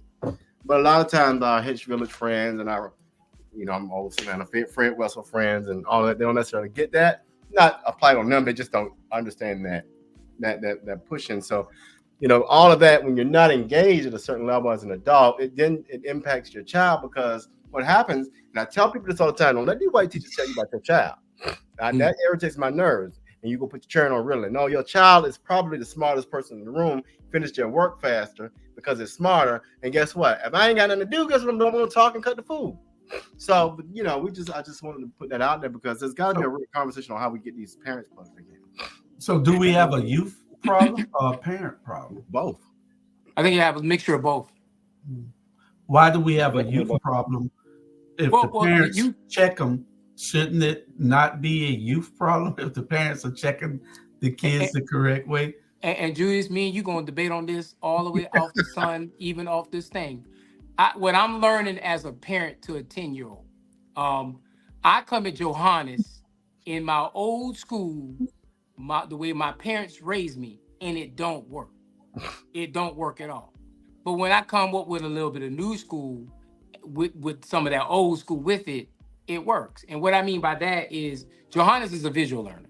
He's a learner where, me and you grew up in the era. I don't know about Robert, because Robert's a couple years younger than me. I must just throw that out there. We grew up in the era where do as you told. and when we say, well, why I gotta do it? Because I told you so. And my thing is, we understood the rod was coming. The rod was coming. In this day and age, if the rod come, I go to jail.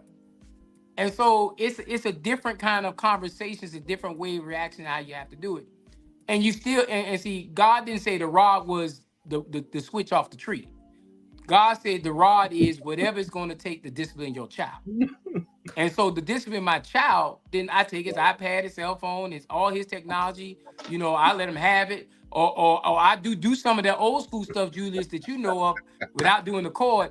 I do some of that old stuff that you know of, Julius. I'll take everything out of his room, and he'll be nothing but white walls and the bed. That's it. And the door. And the door. And the door. And I'll take the door. I mean, but those are things I still can do.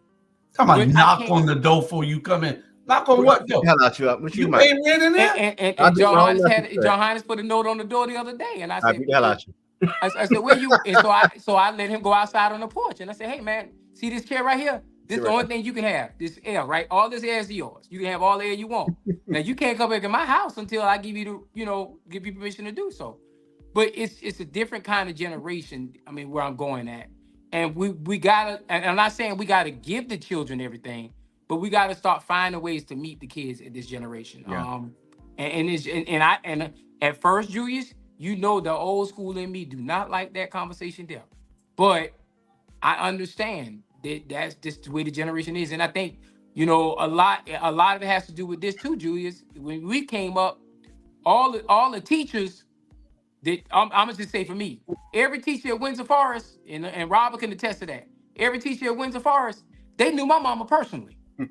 So before I got home, my mom already had the conversation already taken care of. So bad. It was no discipline issues with me because my mama took it, and they didn't just do it with my mama, because that just happened to be a relationship with mama, but that the teachers had those kind of relationships in the community because we all went to the same church. If we didn't go to the same church, we went to church for 5 hours together. We all saw each other and we knew each other's kids. You Rose child. That I grew up as Rose child forever, or Joe's child. I was never James. I could never every time I run and I talk to anybody, say, Carter, and if you ever run for office, Carter, if you ever run for anything, you don't say who you are, you say who your mama is. You say who your daddy is. Because when you say who you is, they say, I don't know nobody named that. But when I tell them I'm Rose's son, or I'm my grandmother's a Kennedy, or my grandmother grew up on the west side, or whatever those old things, that's how we generalize things, And so I mean that's what Julius, not to ramble too far with the conversation. This generation is different, and we got to stop saying that they're lazy. They're not lazy. They just do think they make money in a different way, or they think in a different way than we do. Yeah, we got to they're start wired. acknowledging those ways. They're wired differently. But Correct. my thing is, we have a declining enrollment across the nation of students into the schools. Students are going to school when they feel like, and I know part of it is the parents having to go to work and leaving the kids there to go out and go to school, catch the bus on their own. And some I got kids that not my kids. I'm talking about mentoring kids that live in my community out here. I got 8-10 boys out here, and they call me at various times. They done overslept, and I got to get up and take them to school, because their mom done gone to work. The dad ain't there. The mom done gone to work. Mm-hmm. So I get up and I go take them to school. Ask my wife. I get up all the time and take these kids to school. They done overslept because they're working. They're 16, 17, 18 years old, and they work at McDonald's till 11 o'clock at night. That's real. Then they coming home, and then they on their phones talking to their little girlfriends or boyfriends or whatever for hours. Then they go to sleep at 1 or 2 o'clock and then oversleeping and then calling, Mr. Julius, can you give me a ride to school? You going into Savannah? That's the hard because you got them all the way out, all the way down. So Julius, what you just explained to me is we have a priority issue. I mean, it's simple and plain. We have a priority issue. I mean, school is not the top priority. Now, I mean, I can't answer that question, but why is school not the top priority? Well, I mean, in some regards, if I'm going to an environment for 7 to 8 hours and all they're going to do is fuss at me, complain at me, it's an antiquated system and it does not fit within the genre of a TikTok or a phone conversation about boyfriend, girlfriend, stuff like that, and it's not relatable to me, then I'm gonna treat it like an unrelatable task. And the biggest thing that I struggle in my own house is responsibility. That's another piece.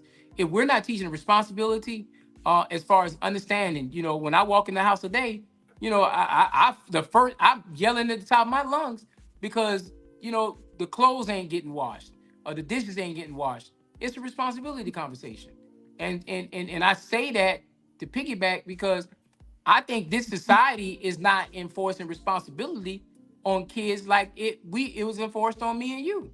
And so how do you create a new narrative of understanding responsibility or even making it relatable in the school system? Because there are kids who do love going to school. I talk to a lot of kids who do love going to school. And you know why they love going to school? Because they're engaged in certain different things. Yeah, that let them go to school. I mean, everything is learned. It's a learned process on everything that we do. We do things because you're teaching Johannes things and that's what he'll learn along the way. You're a good parent. And then every parent is not a bad parent. A lot of parents just don't have the time, have to work, don't have the energy. And some of the kids are just at that point where they're 12, they're really acting like they're 18. When they're 14, they're acting like they're 20. These kids are grown now. I got a goddaughter that's grown as hell, and at 16, grown. And it just is, it's a parenting job. And sometimes we don't want to do what is necessary to make these kids do what they need to do because we're scared of the kids. And that old where is it? Let me see if I can get it. We have an old what her name was, Dr. Hare, Robert. Who? I don't think I got it on here no more. I took it off with Dr. Hare. No, it was on the Rabble, I believe. It was on the Rabble with Dr. Julia Hare. You remember what she had with the school? The kids are scared of this, and I remember. Yeah. She said it at the NAACP about 10 years ago. About 10 years ago, she recently I remember. passed. She said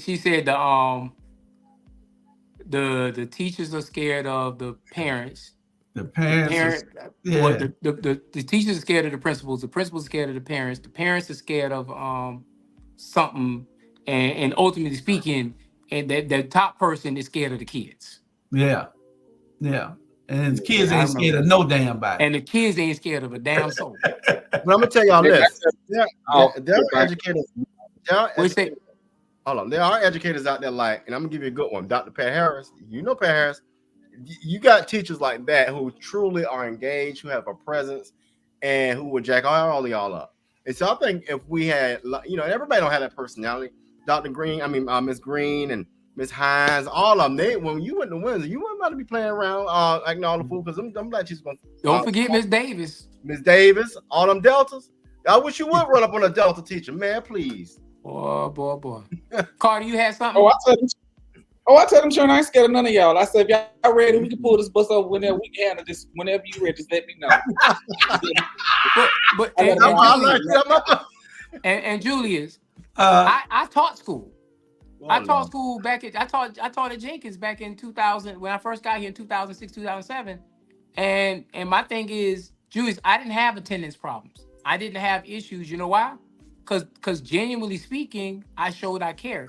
And I think a lot of it, and I don't want to get to the weeds of it, a lot of it is educators don't care as much as they did when I was in school. They had community investment. It was a part of an investment.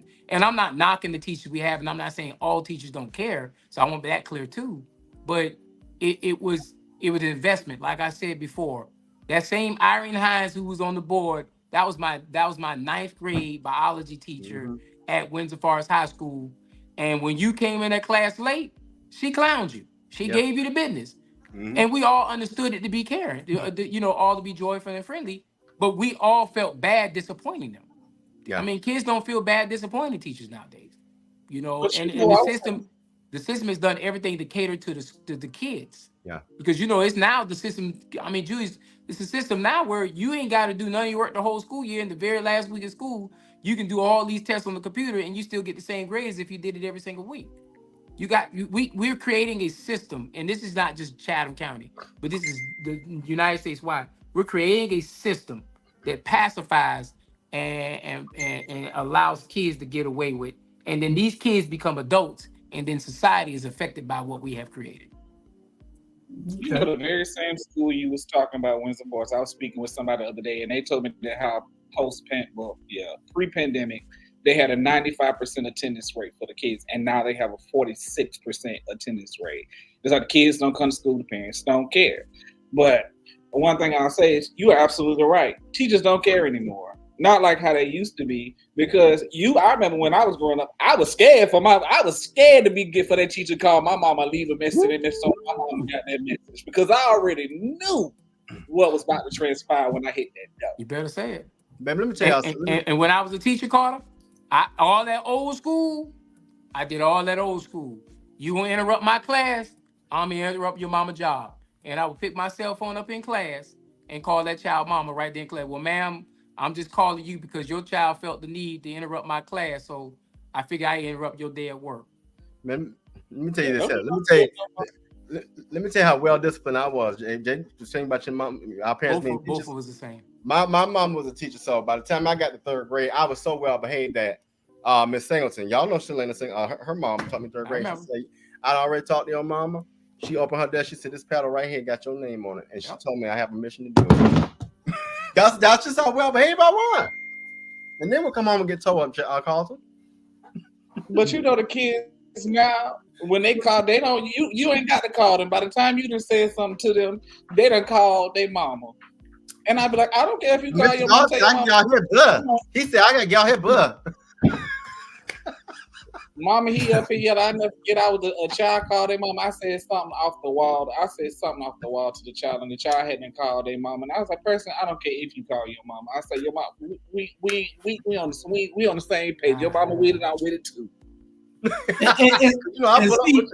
And that's what we need. We need strong-willed people who wants to pour into these kids' life. See, most people would just say, "Oh, I'm not getting involved. I don't care. I'm not going to," And I don't agree with a teacher slamming a kid.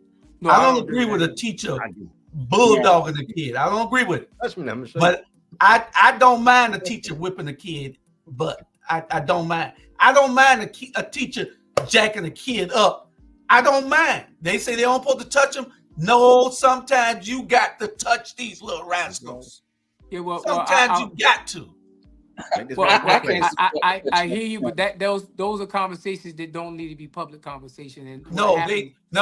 Same problem. The problem with that now is you got cell phones, and that's the minute something transpire, cell phones come out, and we just live in a different society now. I'm gonna tell them the class. All right, if y'all gonna tape this, tape it from the beginning now, because when you get out of line, I'm for the knock a little ass out. Right. Well, I'm gonna ask you a question. How many discipline problems you think happen over at early college or at early college or Savannah Arts Academy? How many discipline issues have at Tybee Allen Maritime School? 0 to 1. Why? Why? I'm gonna say not a lot because those kids can get easily booted back to their home schools if they. There you go. It's a zero tolerance. Zero tolerance. So basically, if you have any discipline issues, you get zero tolerance. Now, why hasn't enough people raised that notion to say, okay, these schools don't have any discipline issues, and if you don't know this, Savannah Arts Academy is top 10 in the state of Georgia. So they don't have no issue, and they're allowed to do that. They also, guess what they don't have, Mr. Carter? They don't have sports.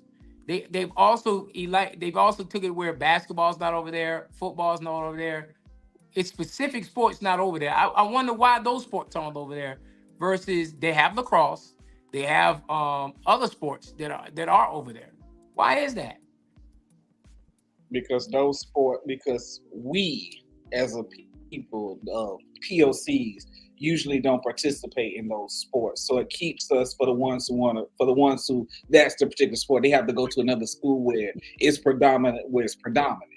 Because you are absolutely right. A lot of those sports are the big two aren't there. The big two. And you know what they'll tell you? The reason why they're not there is because we don't have enough kids that quote unquote want to participate in those programs. So that's why we don't have those programs, because they have a recreation budget, and they don't want to waste the recreation budget on the potential they don't have kids. But Savannah Arts Academy has never opened it up to the point where we want to have better enrollment and we want to incorporate all the kids who are smart kids across the board to be able to go into the system. Nah, they're handpicked. They're handpicked from the system to go in that school. And so it's streamlined as a filter, but they won't talk about it as a filter, as a guaranteed filter to make sure they keep certain elements out of it. And that's all I ask for. Savannah, my thing is, watch this, brother. We ain't got to bust nobody out to New Hampstead if you go ahead and put an engineering program out there or a logistics program out there. You ain't got to bust it out there.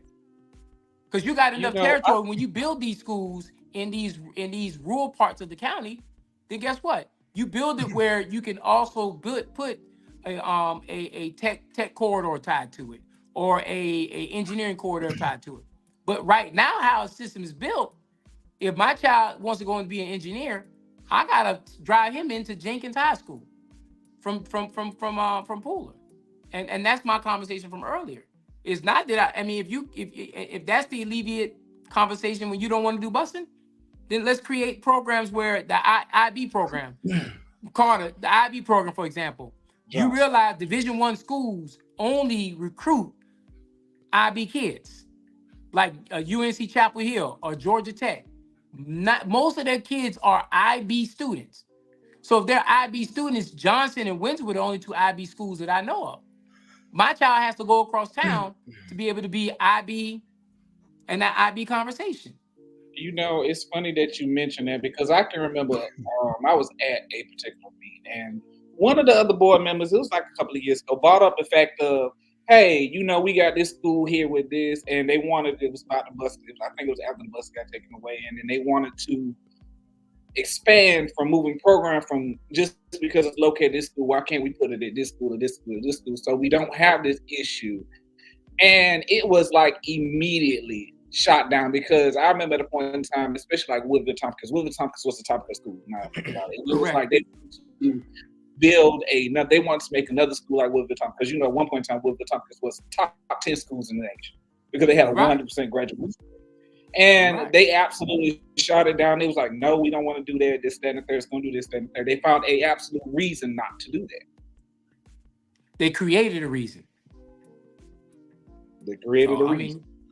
But my thing is, if you did those programs at all these schools, then guess what? You wouldn't have this conversation of busing. I am so sorry. We are 2 minutes over our time. We're 32 minutes really over. But we 2 minutes over our time. If they listen to me, y'all. But that's what we want to do. We want to make it personable so the people could get to know you. Just come and give those cookie cutter answers is not what we want to do. We want to make sure that people get a personal side of you. And that's probably why we went over without looking. I'll never go over. But we two minutes over that time already. By the time we close, we'll be 5. So give your closing real quick and tell people why they should vote for you and win the early voting so we can get out of here. Well, as the person who came before me, I can't think of her name right now, but early voting starts April 29th, and voting is May the 21st.